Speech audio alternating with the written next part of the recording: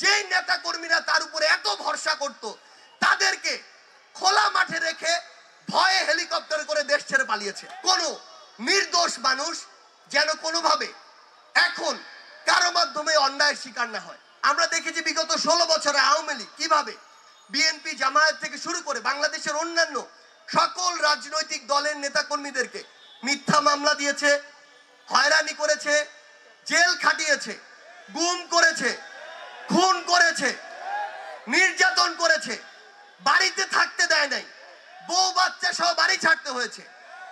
সবচেয়ে গুরুত্বপূর্ণ কথা হচ্ছে এই ফ্যাসিস্ট খুনি হাসিনা প্রশাসনকে অপব্যবহার করে যে কাজগুলো করেছে এই কাজের ফল কি হতে পারে এটা 16 বছর পরে খুনি হাসিনা স্বচক্ষে দেখিয়েছে।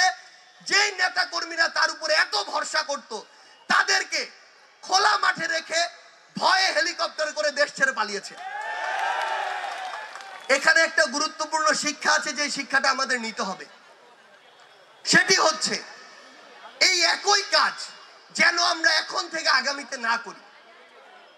যারা ভালো কাজ করেছে, কোনো অপকর্মের সাথে জড়িত ছিল না, কোনো ক্ষমতার অপব্যবহারের সাথে জড়িত ছিল না, তারা যে দলেরই হোক না কেন তাদের সাথে যেন নতুন করে অন্যায় না হয়। মাঠের অলরাউন্ডার আমি, আর ঘরের allrounder Tylox. Tylox toilet cleaner, clean মানেই টাইলক্স।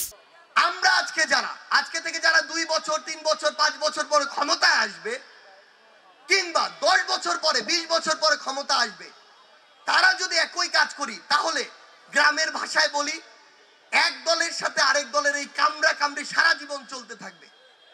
সুস্থ যে একটা পরিবেশ, রাজনৈতিক চর্চা, সেটা কোনোদিন এস্টাবলিশ হবে না।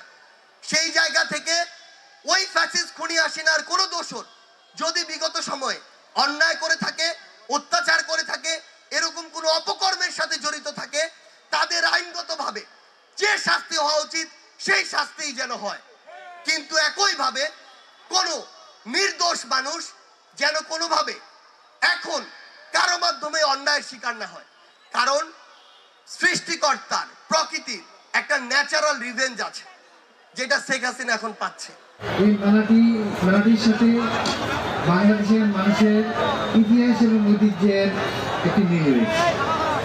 শীতকাল আসলেই এদেশের মানুষের মধ্যে মেলার আমেজ তৈরি হয়। আমরা ছোটকালে শীতকাল আসলেই আমরা মেলার জন্য টাকা জমাতাম এবং সেই আশায় থাকতাম কখন শীতকাল আসবে, কখন মেলায় যাব, কিছু কেনাকাটা করবো। আপনাদের প্রতি অনুরোধ রাখবো যে মেলা অনেক সময় অনেক ধরনের অনাকাঙ্ক্ষিত ঘটনা ঘটে যায়, তো এখানে যেন এই ধরনের কোনো কিছু না ঘটে, আমরা যেন ডিসিপ্লিন শৃঙ্খলা মেনে আমরা আনন্দ উৎসব করবো। আমরা এমন কোনো আনন্দ করবো না যেটি অশ্লীল, যেটি আমাদের সমাজ অ্যাকসেপ্ট করে না, আমাদের মানুষ যেটি পছন্দ করে না, সেই ধরনের অনাকাঙ্ক্ষিত কোনো বিষয় যেন না ঘটে। যেহেতু বিশেষ আমি এবার আয়োজক কমিটির সভাপতি আমার, তো এটা আমার উপরে আসে করতে হবে।